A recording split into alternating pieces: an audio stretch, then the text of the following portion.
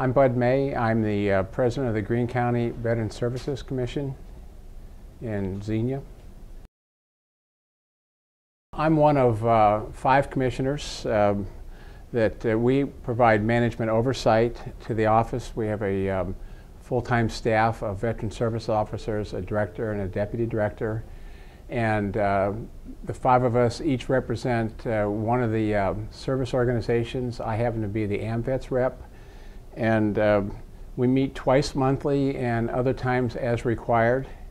And we adjudicate financial needs assistance.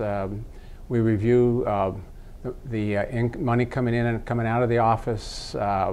We do salaries, we do hiring, we do firing if necessary. Of course, that hasn't been necessary. We've got a great staff here.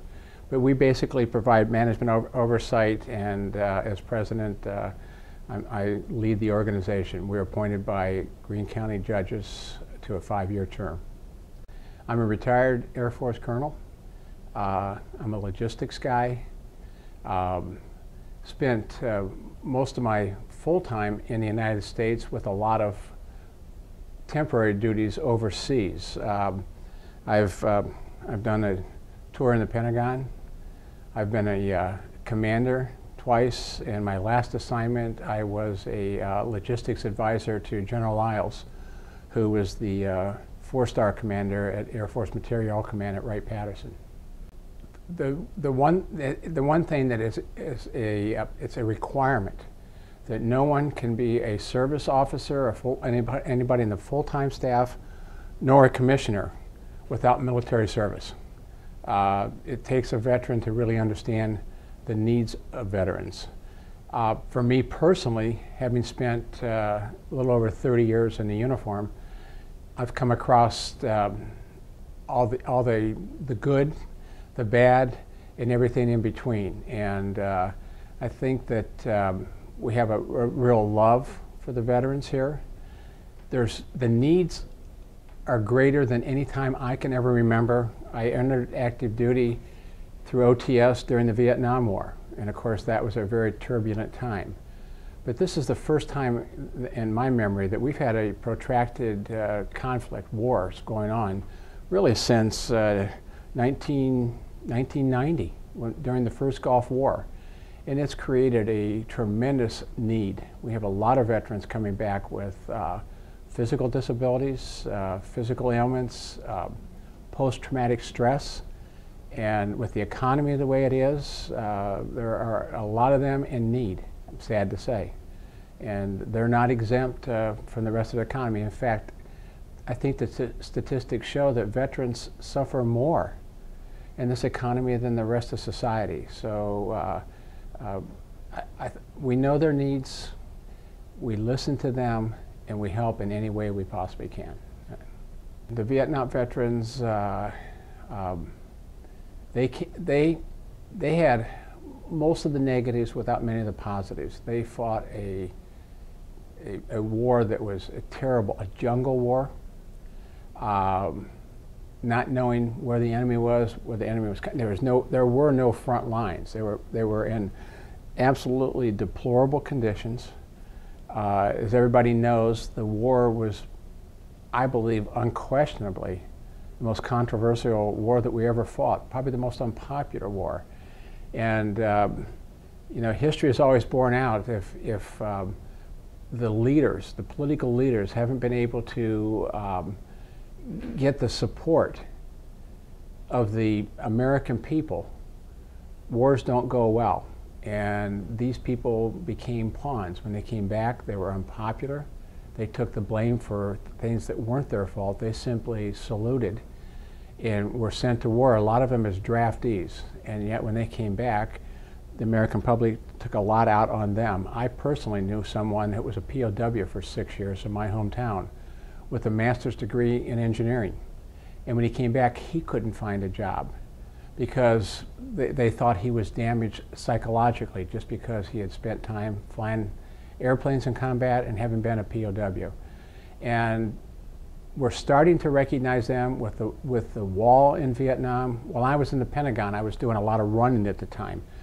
And when I would I would run from the Pentagon across Memorial Bridge where the wall was, and I'd come back around, I'd see people smiling, going to the wall, and I'd come back, I'd see the same people with tears in their eyes, sobbing. And I think that, that as they've gotten older, they've gotten more recognition, but I think they were so badly beaten for so long that I think they're the forgotten heroes. I still think that Vietnam veterans are the forgotten heroes. For the longest time, everyone denied that Agent Orange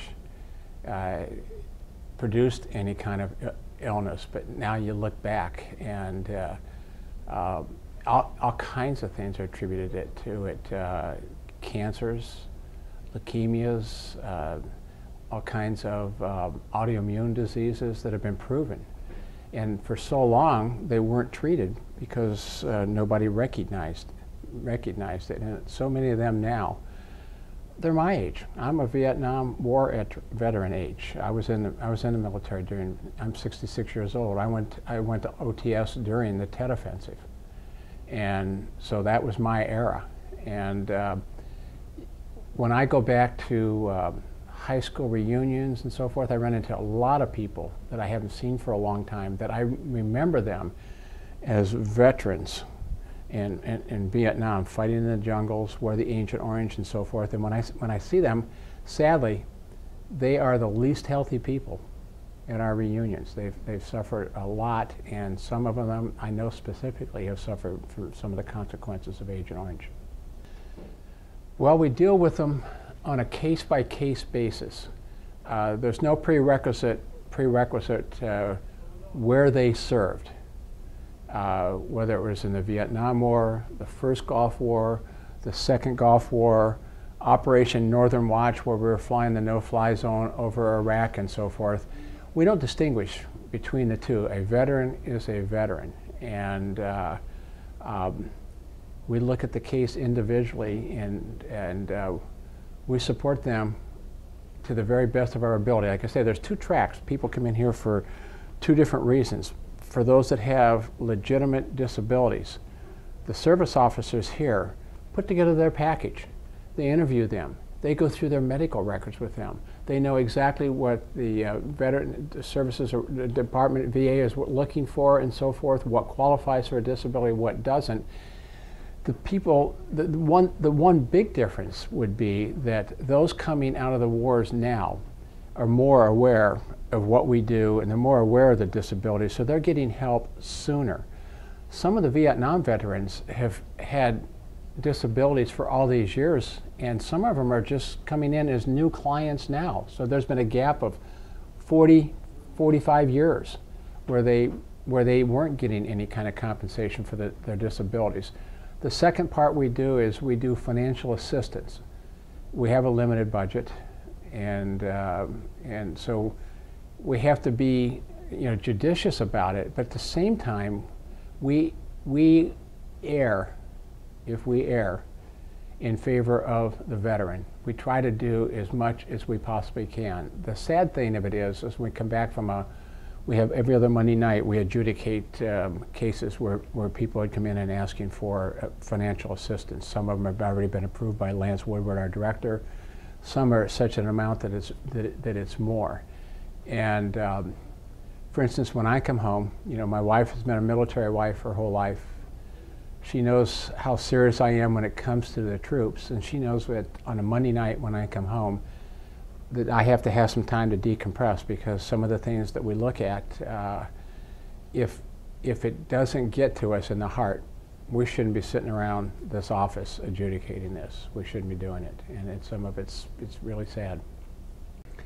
Again, like I say, I spent a number of years in the Pentagon, like I said, and back then, when I was much younger and more able, I had been a college runner, so I was still running a lot back then. And my running course, I told you, took me around all the monuments. And the one that in particular that got to me the most was, again, like I mentioned earlier, was the emotions from the Vietnam veterans. I also got to know Cleve McClary. He's a well-known, one-eyed, one-armed Marine who was wounded very badly in Vietnam, and he goes around as a motivational speaker now. When I was in the Pentagon, he asked me, because they have the Medal of Honor Wall of Fame in the Pentagon, and he asked me if I would personally go there and touch the name of Sergeant Johnson, who had saved who got the Medal of Honor dying, saving Cleve's life. And that's just part of it, but I think the wall is going to have a tremendous effect, not only on the veterans, that they're going to have friends and family that have, for various reasons, haven't been able to get to Washington, D.C. to see the wall, to see the significance of it. They'll be recognized, but I think it's also going to touch the families, like I said, haven't been there, the veterans, but also the community. I never really felt the impact, and I had a lot of years under my belt before I went to the Pentagon until I actually got there and touched the wall and saw the names and saw your reflection coming back. I think it's going to be, I think it'll be moving for everybody that sees it. I hope the crowd is just overflowing, but for those that can't make it, I would expect the people to see it, to go back and share with their families, you know, what we've missed. I think it'll do a lot in making up for lost time for these veterans. First of all, I'm hoping that there's been some publicity. I'm hoping we get a lot of publicity. Newspapers, I hope the newspapers, the TV channels and so forth pick this up. But I would say, and I think the vast majority of the Americans today are still patriotic. In fact, if you ever see careers or vocations, at the top of the list for people that are respected are the military. And I would say this is a really good chance for the people in the local community to come out and to personally, one-on-one, honor some of the veterans that are among them, but also get a real appreciation of what these folks have done. I think that their patriotism, which is already there, will grow exponentially. And they'll realize that it may sound trite, but it's true. Freedom isn't free. And they'll realize what the sacrifices have been. And I think everyone will be touched. I'd invite everyone to come to have a lot of pride, a lot of patriotism, and bring a hanky.